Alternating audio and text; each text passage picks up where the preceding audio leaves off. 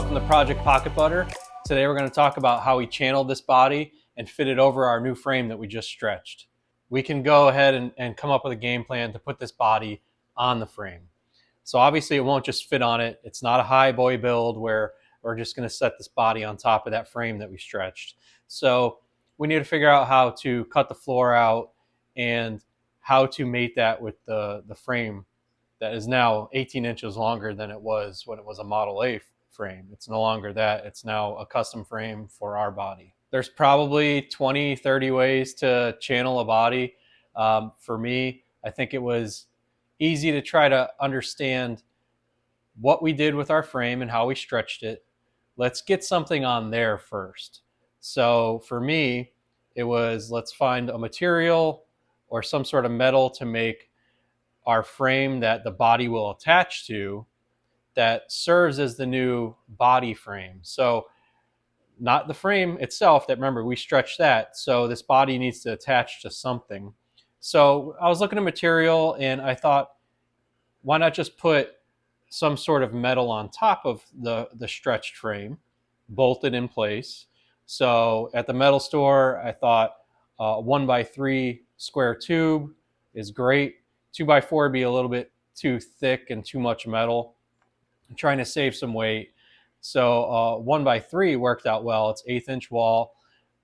I got two 10-footers and set them on the stretched frame and drilled some holes and bolted that in place. And then squared it up and boxed in that with the crossbars. Remember, I have a ton of that 1-inch square tube that's 1/8 inch wall as well. So we ended up making our ladder out of that material. So 1x3 for the rails and 1-inch square front and back. And then in the back, the way this Model A frame is, it kind of jogs up in the back to go over the suspension and rear end. So it goes up like 3 or 4 inches. I had to accommodate that. So the frame rails are the 1x3s. They're sitting on top of the new frame bolted in place. And then I needed something in the trunk area, obviously. So you look at that, it kind of jogs up a couple inches, does a nice, follows the frame, and then there's support going in the back. And then in the back side, I needed to have another body mount because that by itself needed some sort of support. And what you'll see I did, I took a nut and some hardware and made my own body mount in the back. So there's two actually, one on each side in the back where the trunk is. So that way, once this body's on, it's fully supported down the length of the frame rails and 2 bolts in the back. It ends up being 10 bolts hold this thing in place. This body's not going to go anywhere regardless how you drive this car. Because for some reason, Model A, maybe it was the way the frame was made by the frame builder, but they expected you to just bolt 4 bolts to the body, and that was going to hold in a Model A. I think because that proves how much smaller a Model A is than the Buick. So with this Buick, I mean, it's probably a good couple hundred pounds, few hundred pounds. So I thought maybe some more. So it ends up being 10 bolts that'll hold this thing in place. And now I have a basic ladder frame created. So it follows, again, the frame rails, and I made my back part for the trunk. Then we took those dimensions and transferred those into the body on the floor. We basically took, I didn't take any photos of it. We took that new body frame off and slid it in through the trunk of the body and rested it in there, and then took a marker, Sharpie, and traced that whole frame. So then you basically get, that's your cut line for your hole. I ended up cutting about 1 inch wider all the way around because I knew how I wanted this thing to drop a little more in the frame. I wanted some clearance. So ends up being the frame is sitting in the new body. We traced around it, and we just get the Sawzall and cutoff wheel and cut the floor out. So that's first step, is getting a hole big enough to fit that new body frame. And what you'll see too is we we have an engine hoist, we have some chains. I put in some simple brackets on the corner, some 45s with some hole, and I ended up using these hooks for the chains, and that's kind of how we've been moving this thing around from the floor to the frame, the floor to the frame, back and forth. We went on and off a few times as we were clearancing the body that we cut out the floor from, and it worked out fine. So the chains were not the heaviest, but they held it, and the body is like, all over the place, but just move the engine hoist back and forth with that body dangling in the air, and then on and off, clearance here, cut here, the floor hole needed to be widened in a couple places after we did our initial cut. So now that the hole's big enough, we set it on, and we got jack stands all the way around, a couple pieces of wood to try to level it. And this is where I was eyeballing how high and I wanted this body to be channeled. So remember, I want this thing to just be a couple hands at the most from the floor. That's how low I want it. And then, remember, the suspension's a coilover, so I'm not too worried about the back. I'm more worried about, does it look mostly level? A little bit of rake would be fine because I can adjust the rear suspension with the coilovers. So it's really the front. Let's dial in that height that we wanted to get. And then the back, I wasn't too concerned about, except for the frame was mostly level.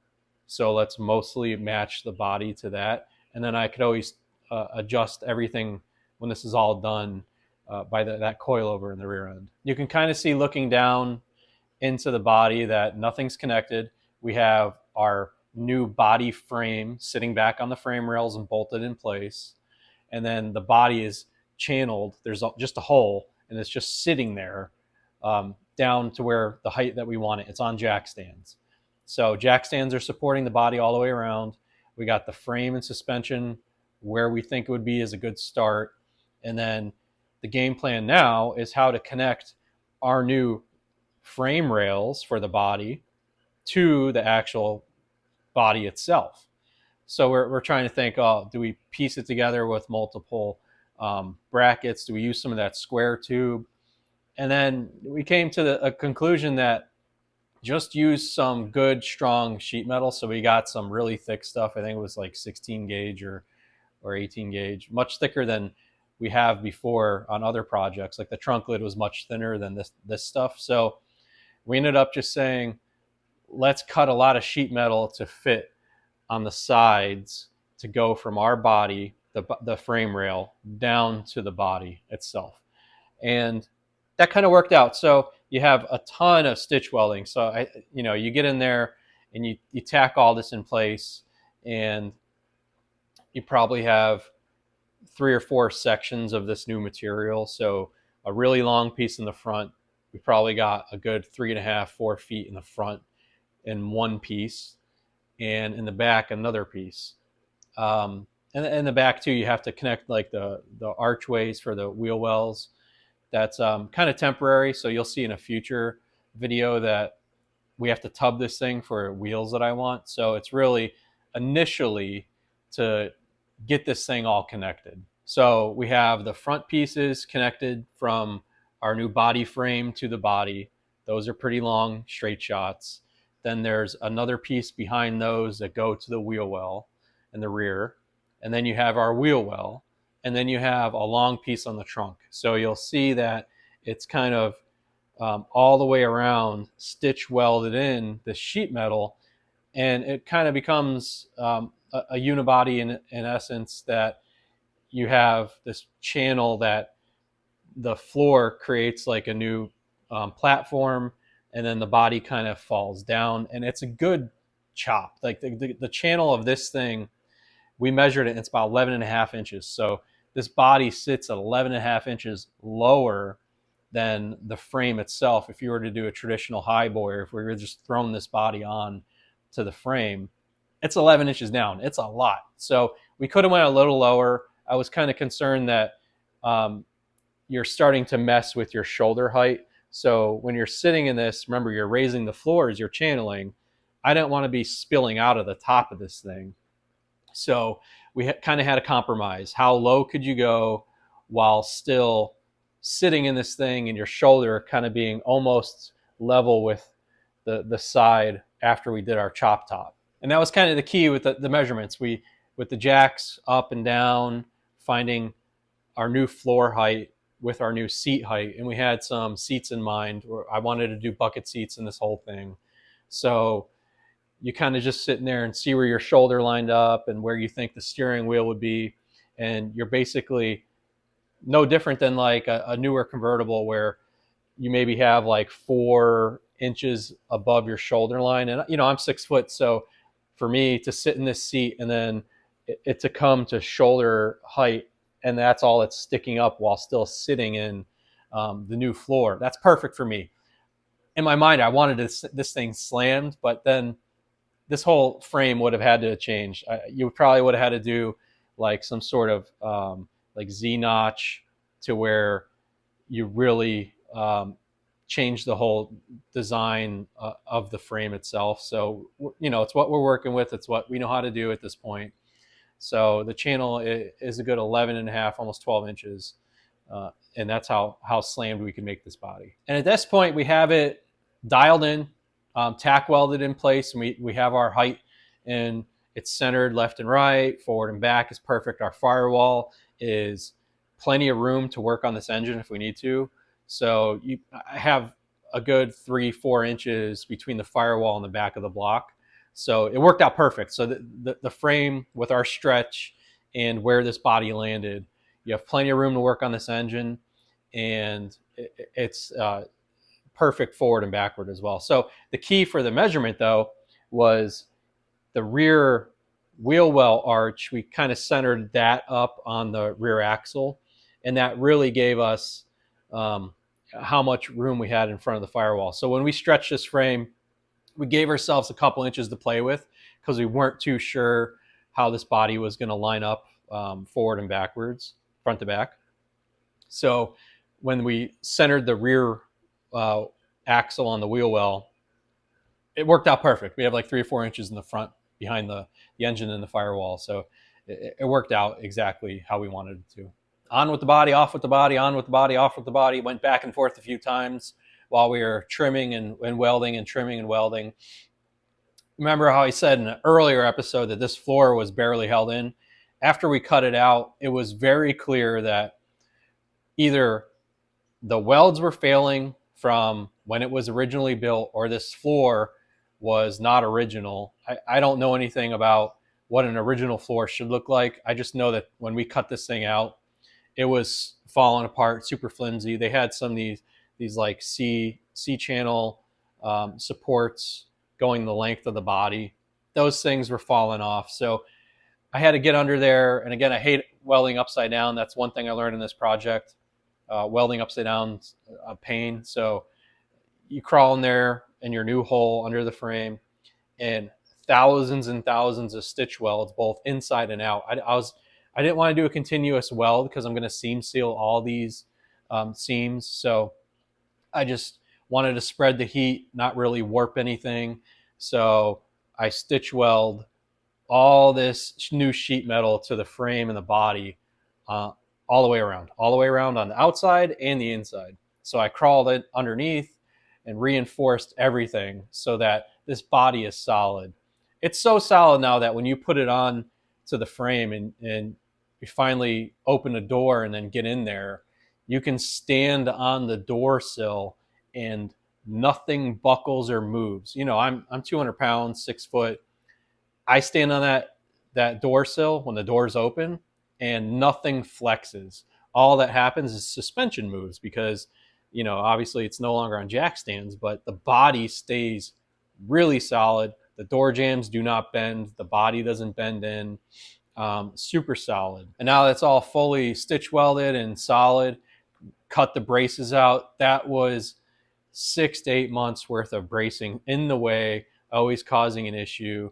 So it felt really good to get the body on there, bolted down, and then cut all that bracing out, and it stayed. So remember, we did that cap all the way around on the back and reinforced the back after our chop top. The body just stayed after removing the brackets. So all the bracing came out, and I was expecting something to have some spring tension or move or anything. Nothing. Like it didn't even, like when you're using the cutoff wheels and cutting those braces out, I expected metal to tweak or spring apart or spring close and have some tension somewhere. Nothing. I was shocked because everything I see on all these other hot rod builds, it's like people, maybe they don't put enough bracing in or whatever, but and then things kind of spring apart. I lucked out. Maybe it's dumb luck because this is the first time I've ever built anything in my life, but nothing. It cut all the bracing out and the body just stayed. And then I was like, wait a minute. I cut the door welds off so that I could finally open the doors for the first time in many months. Stood on it, jumping around, pushing, pulling. Solid, man.